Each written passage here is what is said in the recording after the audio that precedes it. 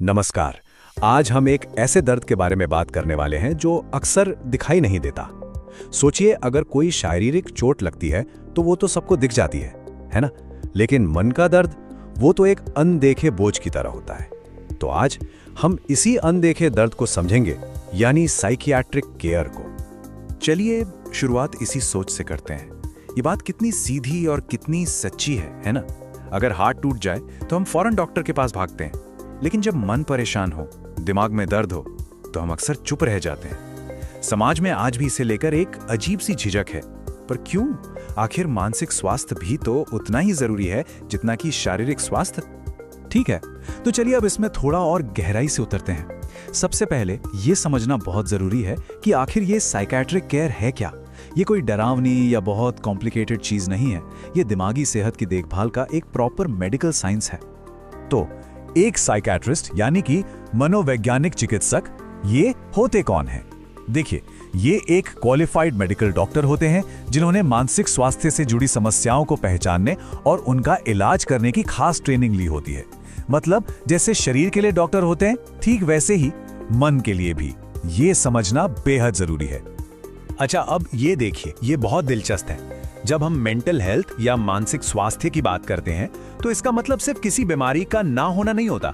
इसका मतलब है हमारे दिमाग, हमारी सोच, हमारी भावनाओं यानी इमोशंस और हमारे व्यवहार, इन चारों का एक हेल्दी बैलेंस। ये चारों पिलर्स मिलकर ही हमारी मेंटल हेल्थ की नींव बनाते हैं। ये शायद सबसे बड़ा और सबसे जरूरी सवाल है। आखिर पता कैसे चले कि अब किसी प्रोफेशनल की मदद लेने का सही समय आ गया है? कब हमें अकेले जूझना बंद करके मदद के लिए हाथ बढ़ाना चाहिए? देखिए, कुछ संकेत होते हैं।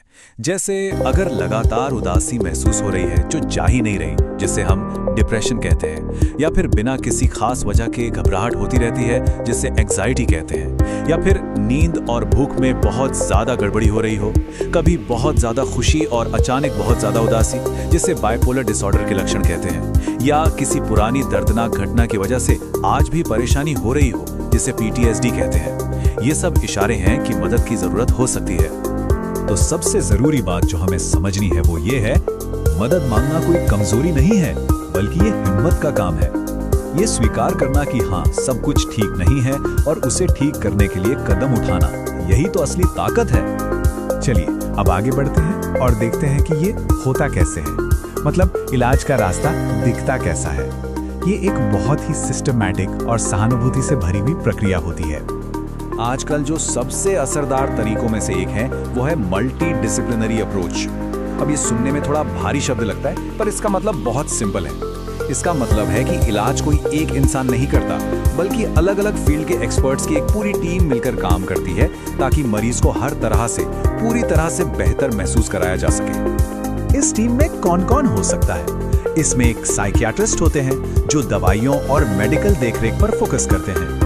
एक साइकोलॉजिस्ट और थेरेपिस्ट होते हैं जो काउंसलिंग के जरिए यानी बातचीत के जरिए मदद करते हैं। और इनके साथ साथ नर्सेज और सोशल वर्कर्स भी होते हैं जो रिकवरी के पूरे सफर में साथ देते हैं। और ये स्लाइड देखिए, ये बहुत अच्छे से समझाती है कि ये तरीका बेहतर क्यों है।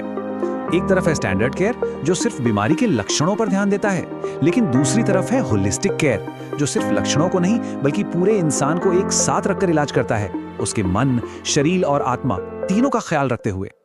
और एक बात, इलाज कभी भी वन साइज फिट्स ऑल नहीं होता। ये पूरी तरह से पर्सनलाइज्ड होता है, मतलब हर इंसान के लिए अलग। इसमें काउंसलिंग या थेरेपी शामिल हो सकती है। अगर जरूरत हो तो दवाइयां दी जा सकती हैं। इसके अलावा स्ट्रेस को मैनेज करने के तरीके सिखाए जाते हैं और लाइफस्टाइल को बेहतर बनाने के लिए गाइडेंस भी दी जाती है। और अब हम आते हैं सबसे महत्वपूर्ण संदेश पर।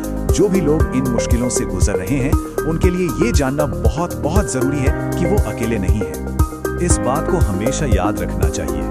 कुछ दर्द दिखते नहीं है, लेकिन इसका मतलब ये बिल्कुल नहीं है कि उनका इलाज मुमकिन नहीं है। डिप्रेशन हो, एंजाइटी हो या कोई भी मानसिक परेशानी हो, सही देखभाल से रिकवरी बिल्कुल संभव है। और ये जो सपोर्ट है, ये सिर्फ इलाज के दौरान ही नहीं मिलता। ये सपोर्ट इलाज से पहले, इलाज के दौरान और इलाज के बाद भी लगातार जारी रहता है, क्योंकि ठीक होना एक सफर है, कोई मंजिल नहीं। ये एक प्रोसेस है। तो आज की इस पूरी बातचीत से 3 मुख्य बातें हैं जो हमें याद रखनी है। पहली, मानसिक स्वास्थ्य उतना ही जरूरी है जितना कि शारीरिक स्वास्थ्य है। दूसरी, मदद मांगना ताकत की निशानी है, कमजोरी की नहीं। और तीसरी, एक पूरी और सहानुभूतिपूर्ण देखभाल मुमकिन है। और अंत में ये पूरी चर्चा हमें एक सवाल पर सोचने के लिए छोड़ जाती है, किसी की भी जिंदगी को बदलने का, बेहतर बनाने का सही समय क्या है? शायद इसका जवाब है आज, अभी। इस पर सोचिएगा जरूर।